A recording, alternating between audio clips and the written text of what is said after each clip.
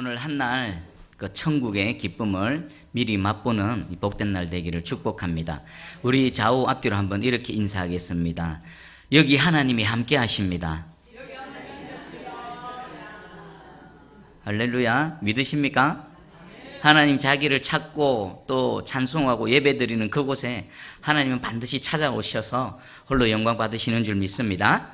아멘. 자, 오늘 마태복음 7장 12절입니다. 제목이 황금률, 율법과 선지자의 요약이라는 겁니다. 우리 12절 한번 같이 한번 읽고 시작할까요? 다시 한번 읽겠습니다. 시작. 그러므로 무엇이든지 남에게 대접을 받고자 하는 대로 너희도 남을 대접하라. 이것이 율법이요 선지자니라. 아멘. 왜 이 말씀을 황금률이라고 이렇게 할까요? 황금같이 귀하고 가치 있는 교훈이기 때문에 황금률이라고 말합니다. 우리 성경에 수많은 하나님의 가르침과 교훈이 있습니다. 그런데 특별히 한 말씀만 딱 가지고 이것이 황금률이다라고 말하는 것은 지금 이 마태복음 7장 12절 외에는 없는 것 같습니다. 자, 많은 주옥과 같은 정말 우리에게 필요한 말씀들이 있는데 그 중에서도 우리 주께서 이것은 정말 귀하고 가치 있는 말씀이다 라고 오늘 우리에게 말씀하십니다. 이 말씀의 의미가 무엇인지, 그리고 이 안에 담겨져 있는 하나님의 뜻이 또 무엇인지, 또 나는 또 어떻게 이것을 구체적으로 삶을 통해 실현해 나갈 것인지, 또 마지막으로 이것을 실천했을 때에 우리에게 어떤 유익이 있는지 이 말씀을 통해 깨닫기를 바랍니다. 여러분, 우리 1913년 8월에 캐나다에 북극 탐험대가 있었습니다. 북극을 탐험하기 위해서 탐험대가 결성되어져서 출발을 했습니다. 그리고 1년 뒤에 1914년에 12월 달에는 영국에서도요, 이번에는 남극 탐험대를 결성해서 남극으로 출발했습니다. 그런데 캐나다에서 출발했던 북극 탐험대가 그 빙산에 배가 갇혀버렸습니다. 그리고 남극 탐험대 역시나 배가 빙산에 갇혀서 그냥 오도 가도 못합니다. 어떻게 될까요? 아무리 그 얼음을 깨고 전진하려고 해도 도저히 갈 수가 없습니다. 자, 그런데 이 북극 탐험대와 남극 탐험대가요, 서로 그 위기 가운데 다르게 반응을 했습니다.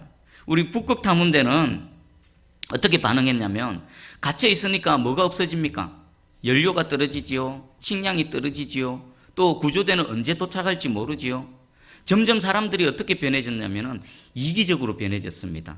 거짓말하게 되고요, 서로를 속이게 되고요, 먹을 것이 있으면 감추고 막 이런 일들이 발생했습니다. 근데 반대로 이 영국의 남극 탐험대는요, 똑같은 상황인데 다르게 반응했습니다. 동료들이 서로 협동하고 또 서로를 위해서 나 자신이 희생하고 먼저 배려하고 또 격려하고 이런 또 삶을 살았습니다. 결과는 어떻게 되어졌을까요? 북극 탐험대는요, 구조대가 도착하기 전에 모두가 죽음을 맞았습니다. 근데 남극 탐험대는요, 구조대가 도착할 때까지 서로를 아끼고 서로를 위해서 이렇게 희생하고 이것으로 인해서 남극 탐험대는 한 사람도 희생자 없이 모두가 다 구조를 받았습니다. 이건 뭘 뜻할까요? 황금률이 적용되는 집단과 황금률이 적용되어지지 않는 집단은 그 생존 자체에 중요한 영향을 줄 수 있다는 것입니다. 여러분, 우리 이 황금률이 실천되면요, 여러분 개인과 가정, 그리고 우리 나가서 우리 교회 공동체, 여러분들이 또 삶을 살아가고 있는 모든 공동체에 하나님의 천국이 부분적으로 나타날 줄 믿습니다. 여러분, 주께서 오늘 이 황금률을 주시는 목적이 이겁니다. 이 험악하고 제한되고 고통스러운 세상 속에 살아갈 때에 황금률을 실천하면 그곳에 하나님의 나라가 임할 것이며 천국의 그 기쁨과 그 평강이 임할 것이다 라는 것입니다. 여러분, 축복합니다. 오늘 황금률에 대해서 들을 것인데 이것이 저와 여러분 가슴판에 잘 새겨져서 저와 여러분이 살아가는 모든 공동체에 하나님의 천국이 임하기를 축복합니다. 아멘. 자, 그래서 오늘 제목을 보니까 율법과 선지자의 요약이라고 표현을 했습니다. 어떤 의미일까요? 이 율법과 선지자는 구약 전체를 의미합니다. 예수님께서 말씀하신 모세오경에서 시편에서 또 예언서의 모든 그 선지서의 모든 말씀을 요약하면은 딱 하나로 요약되어진다. 그게 바로 오늘 7장 12절 말씀입니다. 우리 구약에는 큰 두 가지 주제가 있습니다. 사랑에 관한 주제인데 누구를 사랑해야 됩니까? 하나님을 사랑하는 겁니다. 너희가 하나님을 사랑하라. 그리고 또 누구를 사랑합니까? 인간을 사랑하라. 동료인 사람, 내 이웃을 사랑하라는 것입니다. 요 두 개를 꽉 액기스로 짜내면은 바로 이 황금률 7장 마태복음 7장 12절 한 절 말씀으로 요약되어질 수 있다라는 겁니다. 자, 우리 율법에 대해서 주님은 산상수훈에서 계속 말씀하고 계시죠. 그럼 우리 율법에 대해서 좀 오해하고 있는 부분이 있습니다. 율법은 우리에게 어떻게 다가옵니까? 하라, 하지 말라, 이런 형식을 가지고 우리에게 다가옵니다. 그럴 때 우리는 어떻게 받아들입니까? 뭔가 얽매고 우리를 제한하고 또 뭔가 강제하는 그런 느낌을 받습니다. 그런데 하라, 하지 말라는 이 율법의 형식으로 우리에게 다가오지만 우리가 분명히 놓치지 말아야 될 게 있습니다. 그 말씀을 주신 하나님의 의도, 하나님의 뜻이 무언가? 이것을 하지 말라고 했을 때 하지 말라고 하신 하나님의 뜻과 의도, 목적, 동기는 무엇인가? 또 이것을 하라라고 했을 때 그것을 하라라고 하신 하나님의 목적, 의도, 동기는 무엇인가? 이것을 놓치지 말아야 됩니다. 예를 들어 볼게요. 10계명 중에서 우리 사람에 관련된 계명이 있습니다. 부모를 공경하라, 살인하지 말라, 도둑질하지 말라, 또 뭐가 있습니까? 거짓말하지 말라, 간음하지 말라, 탐내지 말라. 하지 말라라는 말씀을 계속 주십니다. 우리는 이 말씀을 받을 때 하나님 우리 귀찮게 하네, 우리를 제약하네, 우리를 얽매이네, 올가매시네, 이렇게 받아들일 것이 아니라 왜 하지 말라고 했을까? 는 하나님의 뜻을 한번 면밀히 살펴봐야 됩니다. 자, 제가 뒤집어 볼게요. 이렇게도 할 수 있습니다. 나의 자식이 부모인 나를 만약에 존중하지 않는다면, 또 누군가가 나를 공격하고 심지어는 나와 내 가족을 해친다면, 그리고 누군가가 나의 소유를 빼앗아가고 도둑질한다면, 그리고 누군가가 나를 속인다라면, 또 내 아내, 내 남편이 다른 타인과 간음을 한다면, 그리고 누군가 내 소유를 탐내서 호시탐탐 노리고 있다라면, 여러분 만약에 이 하나라도 내게 해당되면요 결코 쉬운 일이 아닙니다. 정말 가슴 아프고 심지어는 우울증 걸리고 어떤 사람들은 견디지 못해서 자살하는 일이 요 안에 담겨져 있습니다. 그러면 하나님은 왜 이런 말씀을 주셨을까요?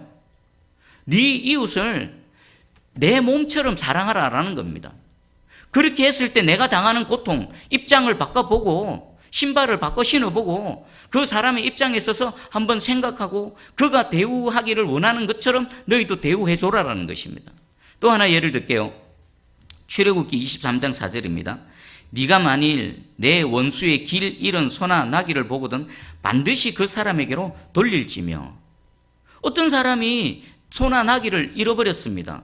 그리고 막 찾아다닙니다. 근데 찾지를 못합니다. 근데 누군가가 그 잃어버린 소나 나귀를 발견했습니다. 근데 그 주인이 누군가 가만히 봤다면 나의 원수입니다. 어떡할까요? 대부분 사람은 어떻게 반응하겠습니까? 아이고 꼬싸다, 잘됐다. 나를 괴롭히더니, 나를 그렇게 못 잡아먹어서 안달이더니 소, 양 잃어버렸네, 잘됐네 하고 그냥 지나가는 게 우리 그냥 이 죄인된 이 악한 인간의 본성입니다. 그런데 우리 하나님께서는 그렇게 하지 말라는 겁니다. 그 소나 양이 비록 원수의 것이라 하더라도 원수를 향해서 돌려줘라는 것입니다. 자, 그러면 이 말씀 앞에 우리가 어떻게 반응해야 될까요?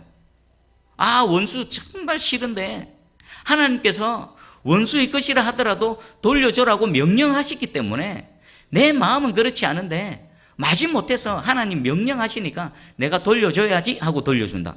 그러면 율법의 뜻과 정신, 의도를 잘 아는 겁니까? 모르는 겁니까?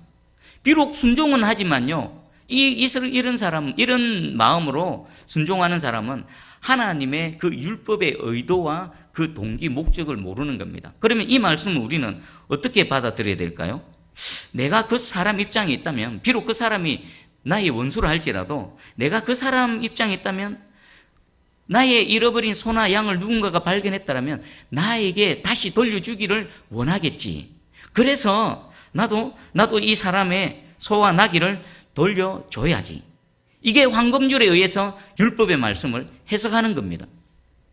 여러분, 하나님께서 우리에게 하라, 하지 말라 그 말씀을 주실 때는요, 단순히 하나님은 명령하시고 우리는 억지로 마지못해 순종하는 그런 차원의 것이 아닙니다.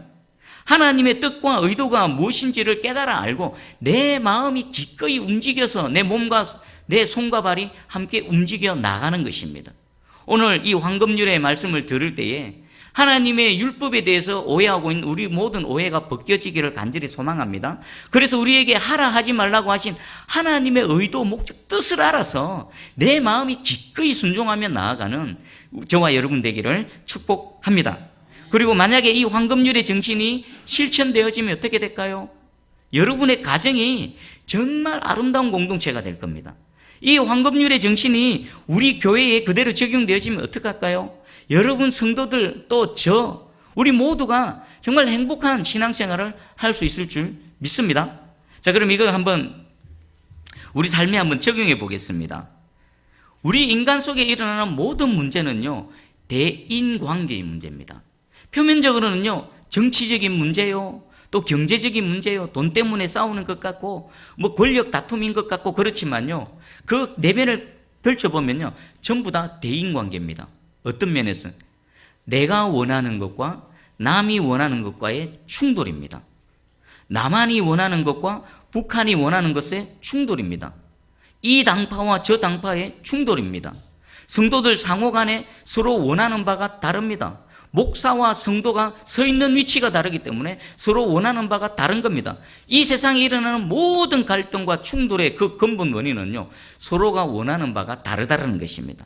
우리 가정을 예를 들어 볼까요? 부부가 있습니다. 남편과 아내가 서로 원하는 바가 다릅니다. 직장을 가볼까요? 직장 동료가 있고 상사와 또 부하 직원이 있습니다. 서로 원하는 바가 다릅니다. 교회도 마찬가지입니다. 저희 지찬이 엄마를 예를 들면요, 지찬이 엄마와 저 같은 경우, 지찬이 엄마는 식사하고 나면 이 설거지 해주는 거 있지 않습니까? 그걸 참 좋아합니다. 제 입장에서는 아이고 우리 그거 뭐시라고, 그거 5분 10분이면 간단하게 해결되는 건데 그거 뭐시라고 그거 해주면 그렇게 좋아하고, 그거 좀 안 해주면은 또 가끔 어떨 때는 마음 상해하고 그런 걸 봅니다. 그리고 저는 또 어떻습니까? 바깥에서 막 이렇게 막 머리 쓰고 이것저것 하고 에너지 다 탕진하고 집에 들어가면 뭐 하기 원합니까? 좀 편하게 좀 쉬고 싶습니다.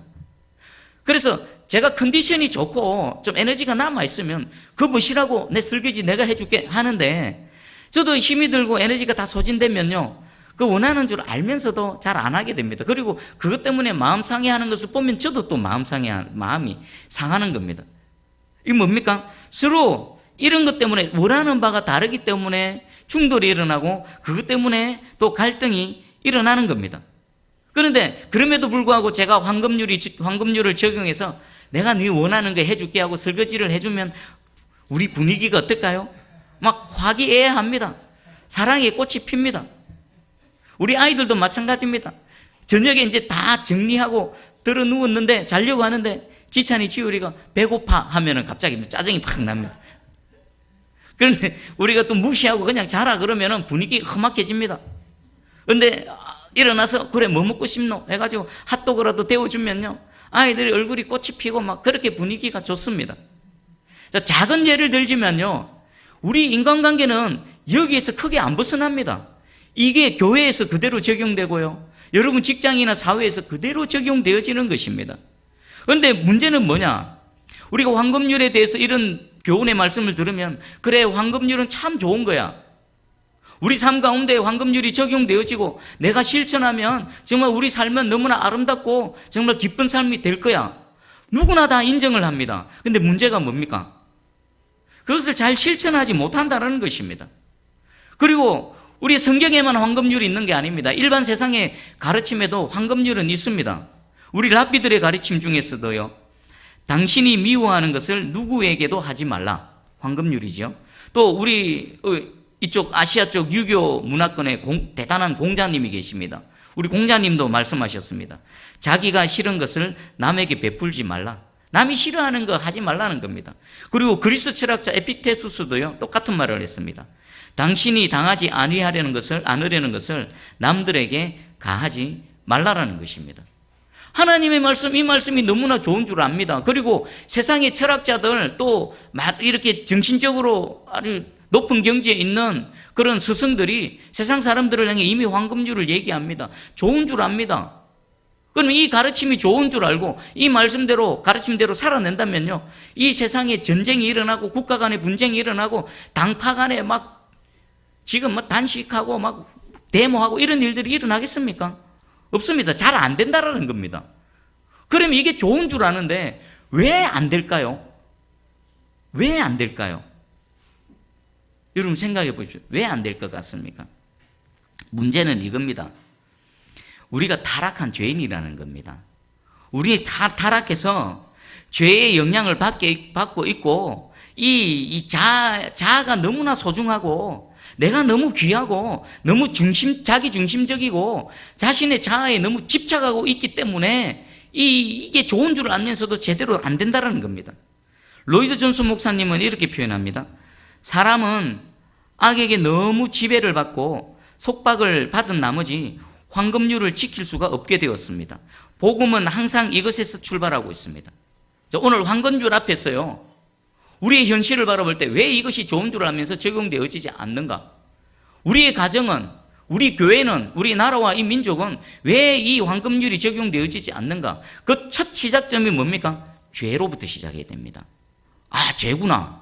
내 안에 있는 죄 때문에 우리 이를 듣고 있는 이 죄악으로 인해서 죄의 영향력 아래 있는 그런 우리의 연약함 때문에 이게 좋은 줄 알면서도 실천이 안 되고 실천이 안 돼서 이렇게 분쟁과 갈등 가운데 살아가고 있구나라는 것을 분명히 알아야 되는 겁니다. 자, 그러면 이제 원인을 알았습니다. 그러면 원인을 알고 여기서 끝나면 될까요? 어떻게 하면 이 황금률을 실천해낼 수 있을까? 이것을 또 하나하나 찾아내고요. 우리 궁극적인 오늘 이 말씀을 주신 우리 주님의 목적은 뭐겠습니까? 듣고 아 좋구나 은혜가 되네 하고 끝나는 겁니까?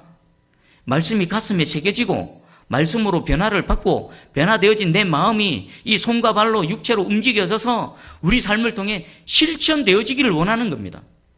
여러분, 이 실천을 통해 우리의 삶 가운데 잃어버린 하나님의 나라를 되찾고 회복하시기 원하시는 주님의 뜻이 담겨져 있는 겁니다. 그럼 이 말씀을 들을 때 우리는 어떻게 하든지 실천하기 위해서 어떻게 하면 실천할 수 있을까에 대해서 몸부림을 치고 말씀을 통해 그 해답을 찾아내야 됩니다. 여러분, 이 해답을 알기를 원하십니까? 별로 안 원하시네. 여러분 삶 가운데 진짜 이 황금률이 실천되기를 원하십니까? 자, 그럼 원인을 알았죠. 그럼 어떻게 하면 되는가? 첫 번째는요, 인간으로부터 시작하면 완전히 실패입니다. 나로부터 시작하면 완전히 실패입니다. 그럼 누구로부터 시작해야 됩니까? 하나님으로부터 시작해야 되는 겁니다. 우리 구약에 그 두 가지 주제, 하나님 사랑과 이웃 사랑이 있다고 했습니다. 그러면 우리는 무엇부터 해야 될까요? 이 황금률이 실천되어 구체적으로 적용되고 실천되기 위해서는 우리는 이웃 사랑하기 전에 먼저 누구를 사랑해야 됩니까? 하나님을 사랑하는 자만이 이웃 사랑하는 이 황금률을 실천할 수 있다는 겁니다. 여러분 가슴에 손을 얹고 한번 자신에게 질문해 보십시오. 나는 진정 나의 구주 예수 그리스도를 사랑하는가? 제가 질문 드리겠습니다. 여러분은 진짜 우리 여호와 하나님, 우리의 구원자 되시는 예수 그리스도를 진정으로 사랑하십니까? 아멘. 여기에 대해서 내 양심이 예라고 대답하기 전에는요, 우리는 절대로 황금률 실천할 수가 없습니다. 주님이 원하시는 이 이웃 사랑을 실천할 수가 없습니다. 그럼 첫 번째는 하나님을 향한 우리의 사랑이 회복되어야 됩니다. 시몬 베드로야, 네가 나를 사랑하느냐라고 주님이 질문하실 때에 우리 주님, 내가 주님을 사랑합니다. 내가 주님을 사랑합니다라는 진실된 고백이 있는 자만이 이 황금률을 실천할 수가 있는 겁니다. 우리 심령 가운데 우리 이웃을 사랑하기보다 옆을 바라보고 나 자신을 바라보기 전에 하늘에 계신 우리 하나님을 향한 사랑이 다시 회복되어지고 그 뜨거운 감격 속에 살아가시기를 축복합니다.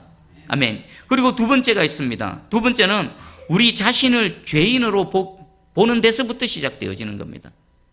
우리 사도 바울이, 그 위대한 사도 바울이 예수 그리스도를 만나고 변화되어져서 주의 복음 사역을 감당할 때에 초창기에는 하나님 앞에 자신을 뭐라고 소개했습니까? 나는 만삭되지 못해서 난 자다. 만삭되지 못해서 난 자다. 자기 스스로 보잘것없음을 말합니다. 그리고 사역을 다 그토록 놀라운 위대한 사역을 감당하고 난 이후에 말년에는 뭐라고 자신을 소개합니까? 내가 하나님 앞에 죄인 중에 괴수라는 겁니다. 그것은 그냥 하는 말이 아닙니다. 주께로 더 가까이 갈수록 주님을 더 알수록 나 자신을 더 알게 됩니다. 그러면 나 자신을 더 알면 어떻게 됩니까? 하나님의 거룩함 앞에 내가 얼마나 죄인인지를 더 아는 겁니다. 사도 바울이 하나님 앞에 또 사람 앞에 나는 죄인 중에 괴수입니다라고 고백했다라면요, 저와 여러분은 어떻게 표현해야 될까요? 어떻게 표현해야 되겠습니까? 다만 하나님 앞에 정말 무능하고 무가치하고 아무것도 아닌, 하나님의 은혜가 아니고서는 어떤 것도 해낼 수 없는, 아무런 것도 아닌 그런 죄인입니다라는 이 고백에서부터 우리가 시작해야 됩니다. 왜 이것이 중요한가? 여전히 내가 아담 안에서 그 자기 중심적인 사고방식과 삶 속에 있다라면, 내 안에 자아에 집착하고 교만한 가운데 있다라면요, 우리는 절대로 이 삶을 살아갈 수가 없습니다. 내가 정말 무가치하고 하나님 앞에 죄인입니다, 정말 하나님의 은혜가 아니면 아무것도 아닙니다라는 이 고백은요, 우리를 자기 중심에서부터 우리를 자유케 합니다. 그 자아와 고집 그리고 또 그 교만으로부터 우리를 진정으로 해방시켜 줄 수가 있는 것입니다. 그리고 우리가 자기 주장하는 모든 자기 주장과 권리를 내려놓을 수 있는 그 시작점이 바로 하나님 앞에 나는 아무것도 아닙니다, 하나님 앞에 나는 죄인입니다 라는 것입니다. 여러분, 하나님을 사랑하시기 바랍니다. 동시에 하나님 앞에 내가 얼마나 무가치한 자인지를 더 정확하게 뼈저리게 깨달아 아는 은혜가 있기를 축복합니다. 그리고 세 번째가 있습니다. 하나님께서 여러분들을 어떻게 보십니까? 하나님께서 만약에 여러분들이 있는 모습 그대로를 보신다면, 지금 여러분들이 이 구원의 은혜를 입고 감히 하나님을 예배하는 이 거룩한 자리에 여러분들이 부르심을 입을 수 있겠습니까? 아닙니다. 하나님은 우리를 바라보실 때, 저를 바라보실 때, 여러분을 바라보실 때요, 그냥 그 연약함, 죄인된 그대로를 바라보시지 않으시고 예수 그리스도의 그 십자가 은혜를 통해서 우리를 바라보십니다. 우리는 죄인인데 아버지 하나님께서는 우리에게 다가오실 때 하늘의 아버지로 우리를 바라보시고 우리에게 은혜와 긍휼과 자비를 베풀어 주십니다. 그것을 깨달아 안다면요, 우리의 시각이 타인을 바라볼 때 어떻게 되어질까요? 아버지가 나를 바라보시는, 하나님이 나를 바라보시는 그 관점으로 남을 바라보는 겁니다. 사실 맞습니다. 우리 서로서로는 너무 연약합니다. 그래서요, 때로는 보면은 같이 있으면 불편하고, 또 때로는 막 마음 상하고, 때로는 좀 귀찮고, 좀 같이 안 있고 싶고, 막 그런 수도 있습니다. 하지만 우리가 그런 한 사람 한 사람들을 바라볼 때에 주님의 관점, 주께서 나를 바라보시는 그 관점으로 내가 타인을 바라본다면요, 우리는 분명히 이 황금률을 실천해 낼 수 있다고 확신을 합니다. 여러분, 이 세 가지를 가슴에 잘 새기십시오. 황금률을 실천하기 위해서는 무엇보다도 먼저 하나님을 사랑해야 됩니다. 그리고 하나님을 사랑하는 내가 하나님 앞에 얼마나 정말 철저한 죄인인지를 깨달아 하는 겁니다. 그럼에도 불구하고 나를 사랑하시고 나를 구원하시고 나와 함께 하시는 하나님의 시선을 깨달아서 그 시선으로 타인을 바라볼 때에 우리는 기꺼이 얼마든지 이 황금률을 실천해낼 수 있을 줄 믿습니다. 만약에요, 이 세 가지를 인식하고도 나는 정말 이 황금률 살아낼 수 없어, 황금률은 너무나 어려운 거야 라고 말한다면요, 그 사람은 스스로 무엇을 고백하는 겁니까? 나는 그리스도인이 아닙니다라는 것을 고백하는 겁니다. 오늘 여러분이 진짜 하나님을 사랑하는 분이라면, 그리고 하나님 앞에 내가 정말 무가치하고 철저한 죄인임을 안다라면, 그럼에도 불구하고 하나님께서 은혜와 자비와 사랑으로 나를 바라보신다는 것을 여러분이 깨달아 안다라면, 그 관점으로 타인을 바라보시고 그 하나님의 마음으로 이 황금률, 남을 위한 삶을 시작하시기를 주님의 이름으로 축복합니다. 어떤 목사님이요, 강단에서 설교 중에 목사님이 그 사모님에게 보낸 사랑의 편지를 읽었습니다. 사랑하는 아내, 그리고 또 동력자로서, 사역자의 아내로서 그 험난한 세월을 함께 보내고 있는 아내에게 그 마음을 담아서 사랑의 편지를 적었고 그것을 성도들에게 읽어줬습니다. 그리고 집에 돌아갔습니다. 어떤 일이 일어났을까요? 성도님들이 가정에 돌아가서 어떻게 했을까요? 남편을 들들 볶았습니다. 뭐하라고? 우리 목사님은 사모님에게 사랑의 편지를 이렇게 적어서 줬는데 당신은 왜 나에게 평생 그런 거 하나 못하냐고, 당신도 내게 사랑의 편지를 좀 적어서 달라고 덜덜 볶았습니다. 자, 그러면 이 여성도님들은 이 목사님의 말씀을 듣고 제대로 이해를 한 겁니까? 제대로 이 황금률이 적용이 되고 있습니까? 아니지요. 황금률은 당신이 황금률의 삶을 살아라가 아니라 나 자신을 향해서 내가 황금률의 삶을 사는 겁니다.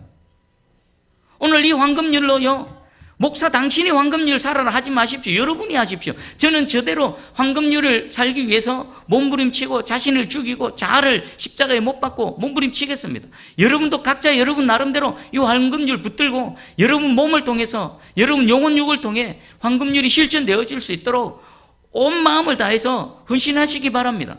만약에 이 여성도님들이 이 황금률을 정확하게 깨달았다면 어떻게 해야 될까요?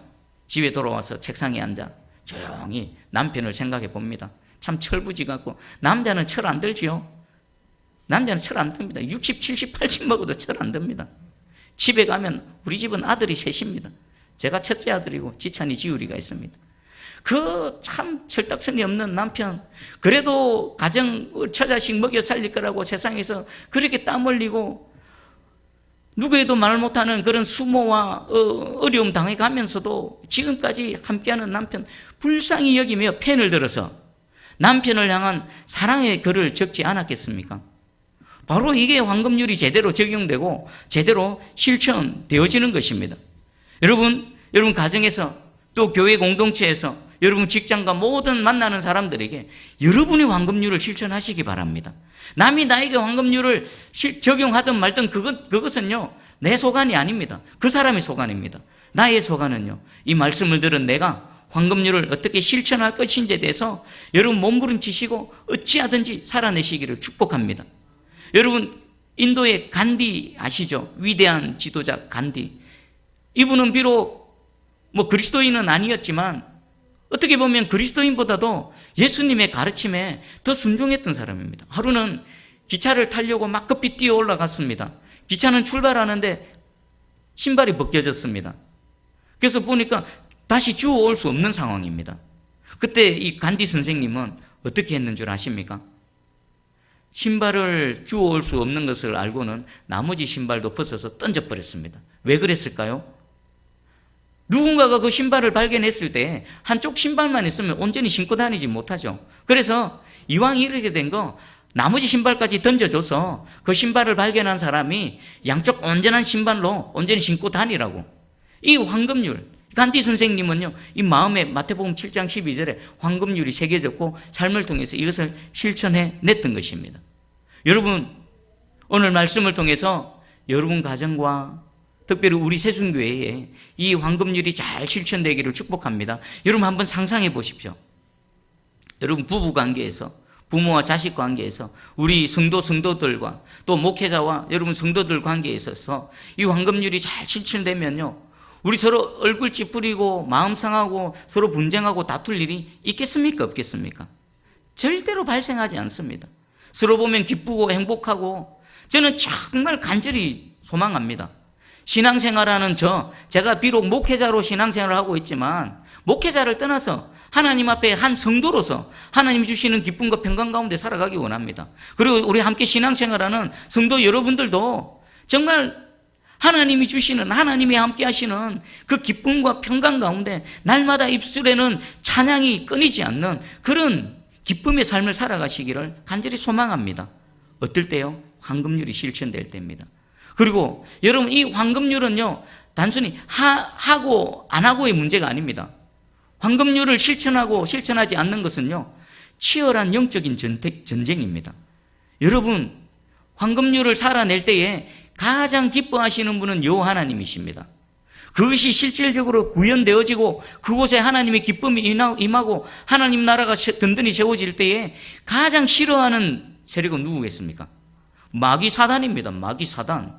그러니까 내가 황금률을 살아내는 것은요, 그냥 내가 육신으로서 하나님 말씀을 순종하는 그것을 떠나서 이것은 치열한 영적 전쟁이다라는 것을 인식하시기 바랍니다. 우리가 황금률을 실천하면요, 그곳에 있던 마귀 사단의 왕국이 뿌리채 흔들릴 것입니다. 그들이 더 이상 잊지 못하고 어둠의 권세들이 떠나갈 것이고요. 그곳에 하나님의 나라가 온전히 이루어질 줄 믿습니다. 할렐루야. 아멘. 자, 오늘 말씀 붙들고 우리 함께 한번 기도하기 원합니다. 먼저는 저도 그렇고 여러분도 그렇고 황금률 앞에 참 부끄러울 겁니다. 가정에서 또 남편으로서 아내를 위해 아내가 원하는 걸 해주지 못하고, 또 교회 내에서 저는 또 목회자로서 성도들이 원하는 것을 해주지 못하고, 여러분 또 성도로서 성도들 상호간에 원하는 것을 해주지 못하고, 자기 중심적으로, 또 직장에서 사업터 가운데서 내 중심적으로 남을 위한 삶이 아니라 나를 위한 삶을 살아왔다라면 그것을 다 내려놓고 이제 회개하면서 지금 이 순간부터 하는 황금률의 삶을 살아내겠습니다. 그 삶을 살아낼 수 있는 힘과 능력, 지혜를 부어 주시옵소서. 그래서 세 번째입니다. 내가 속한 가정교회 모든 그 공동체가 천국이 되게 해 주시옵소서. 우리 함께 말씀 붙들고 기도하며 나갑니다. 기도하겠습니다.